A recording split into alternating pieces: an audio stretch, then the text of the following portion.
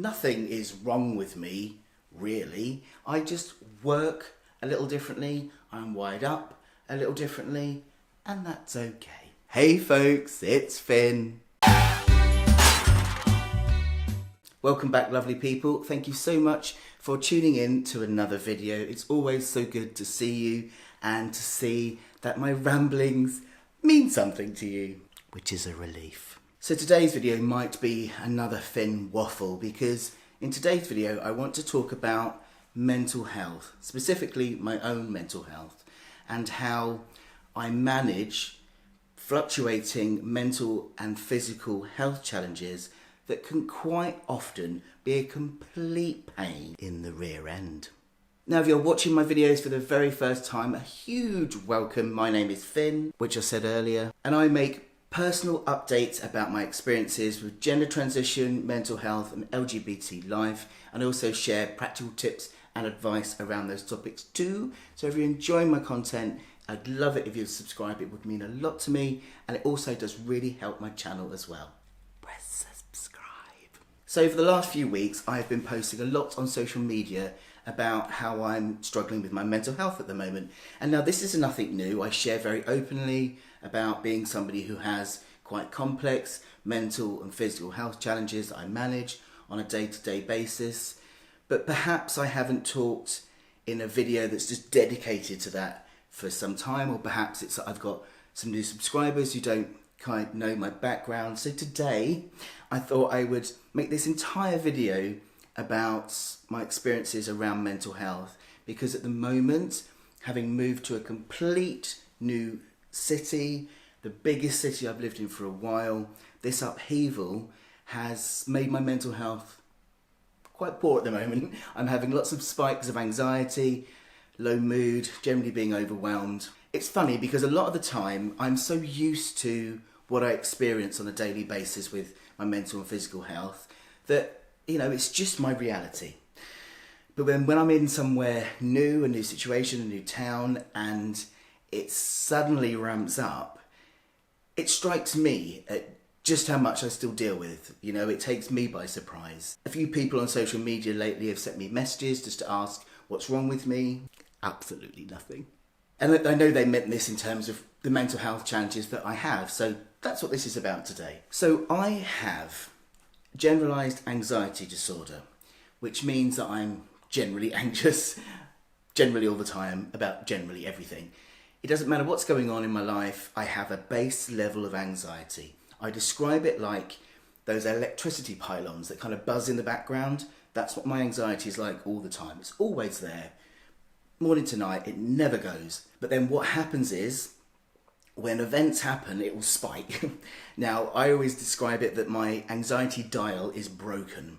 For some reason, my system, any little tiny anxiety thing goes whoop with the anxiety dial.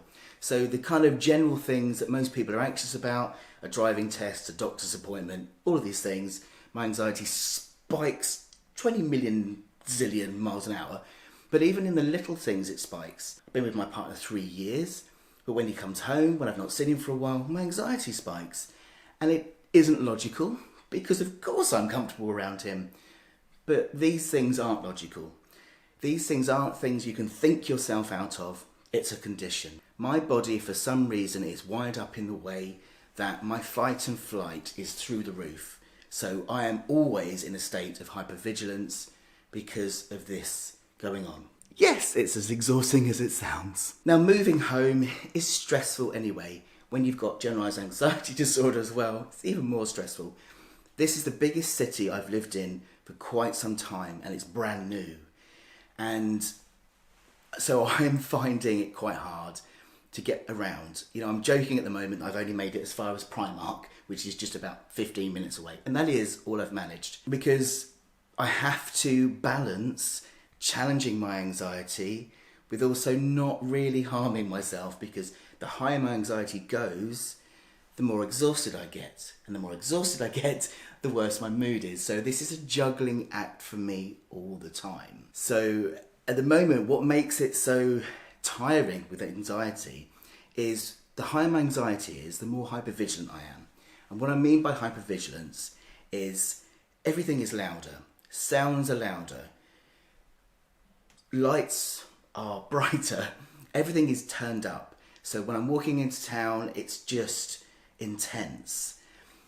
As well as that, I have my own inner dialogue going to tell me to run back home. And I have to work really hard all the time to interact with that voice and go, no, we're safe, carry on. So I have my own internal thoughts to deal with, plus all the sensory stuff around me that's intense. And this is why it's hard to get further than Primark. But do you know what? Small steps are what counts. I have a mood disorder as well, which has been diagnosed as various things over the years. Borderline personality disorder is the most recent one that I got diagnosed with 10, 11 years ago now. But regardless of what label it is, it means that I have a constant fluctuating mood. It is up and down. It's ridiculous. It never stays stable. I never really know what mood I'm going to wake up in. If I'm going to wake up and just want to just pull the do over my head, or I'm going to wake up and be bouncing. I really never know. I choose to believe that that makes me fun to be around. Now, a couple of years ago, I developed a new condition that's made all of this even more problematic. I have an underactive thyroid, hyperthyroidism. Now, this thyroid is a tiny little gland here, and for a tiny gland, it causes all sorts of mischief. The biggest issue is fatigue. I mean, there's no word really for this. Tiredness doesn't cover it, fatigue doesn't cover it. It's like you're tired right deep through your bones, and like your whole body is made of magnets that just want to be like glued to the floor.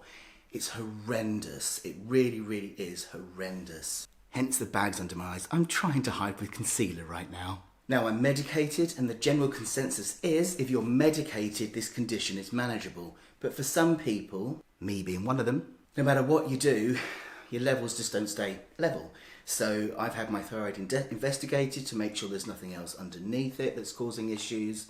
It's just problematic. So even when my levels are normal, I still get huge bouts of fatigue, body aches, headaches. It's just horrendous. And the biggest issue with the hypothyroidism is it causes mental health problems. Yes.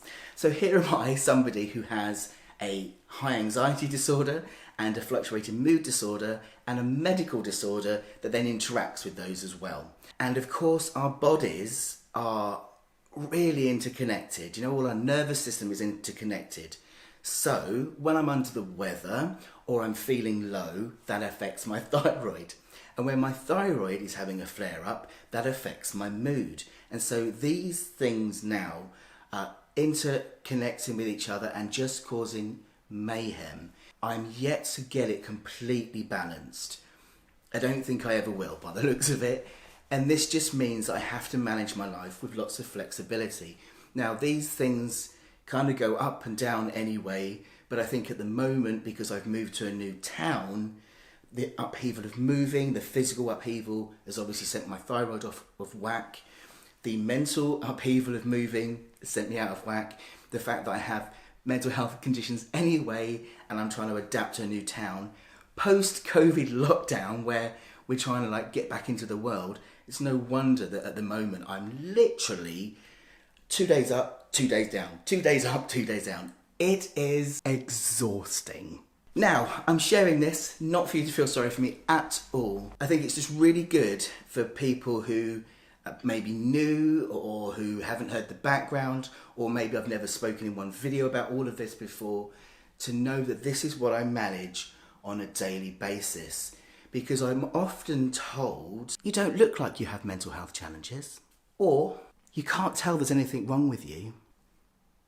Sounds a bit like when people realise I'm transgender. Mental health is invisible most of the time, and I am very different in how I manage my mental health challenges now than I did 10 years ago.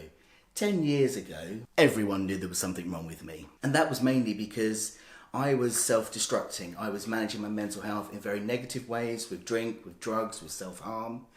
I was also in a state where I wanted people to feel sorry for me. I had that kind of mental attitude of, you know how difficult my life's been. If you had my life, you'd be like this.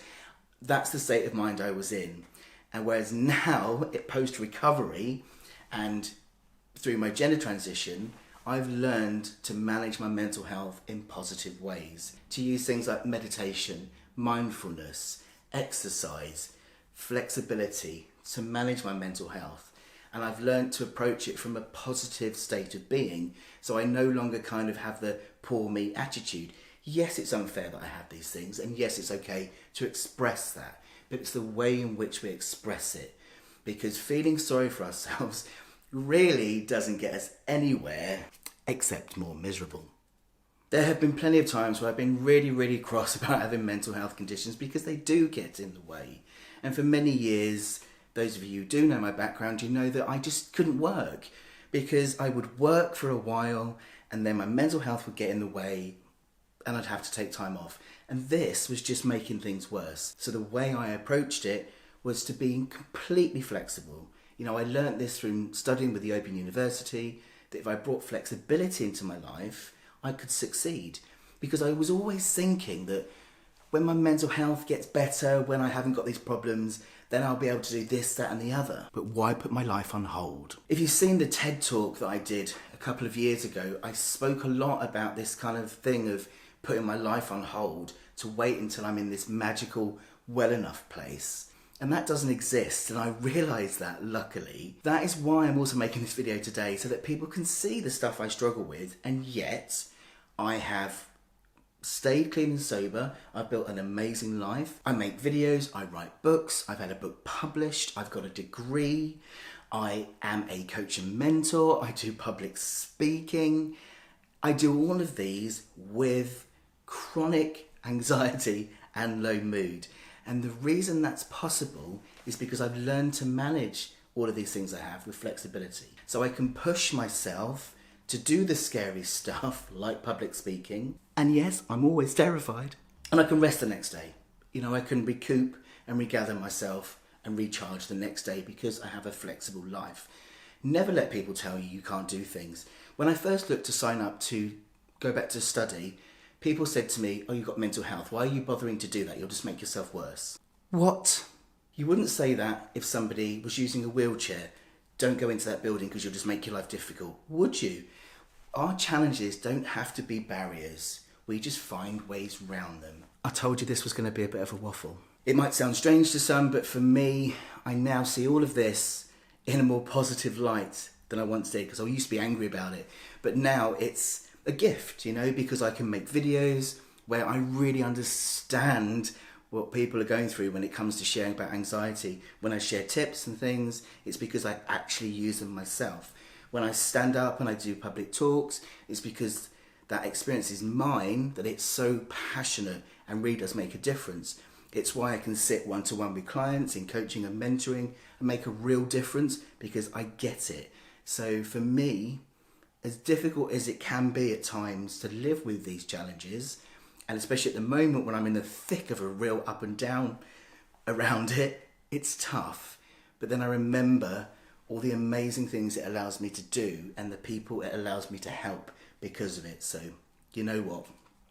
It's okay. So yes, as well as sharing this today to show people who might be new to my channel what is some of my background that I still manage, but also as a bit of an explainer as to why sometimes I'm a little bit behind with content. You'll see sometimes I'm flying, I'm always on time doing stuff, and then other times my videos are late, I might miss a week, I'm quieter on social media, and that's why sometimes I just need to withdraw to look after myself, or sometimes I just can't manage it because I'm overwhelmed. And by sharing this today, hopefully I can show that that's okay. You know, if we need to take care of ourselves, there is no shame in having mental health. And importantly, having mental health challenges doesn't have to stop us from being successful, happy people. These are challenges, and if we work with them to learn what works, we can still have the happy life we want. Waffle! I really hope that was helpful to either understand me a little more, or if anyone else is in the same situation, perhaps this helps. Please do let me know in the comment section below. It's always good to hear from you. If you want more of my content, you want to keep more up to date, I'll also put a link to my newsletter in the section below as well, because that's a really good way to get a weekly update from me behind the scenes and all my content in one place. Thanks for watching, folks. Take care of yourself, lots of self-care, and I will see you next week.